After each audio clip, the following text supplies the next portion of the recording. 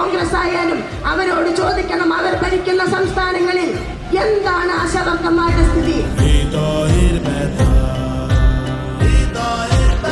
ഇന്ത്യയിൽ ഏറ്റവും കൂടുതൽ ഓണറേറിയം വാങ്ങുന്നത് കേരളത്തിലെ ആശമാരാണ്. 1000-ൽ നിന്നും 2000-ഉം, 2000-ൽ നിന്നും 4000-ഉം, 4000-ൽ നിന്നും 5000-ഉം, 6000-ഉം, 7000 രൂപയിലേക്ക് ഓണറേറിയം വർദ്ധിപ്പിക്കുന്നു. ഞങ്ങൾ ആശമാരായിട്ട് കയറിയിട്ട് ഇത്രയും കാലമായിട്ട് ഒരു പൈസ പോലും കേന്ദ്ര സർക്കാർ ഞങ്ങൾക്ക് തന്നിട്ടില്ല.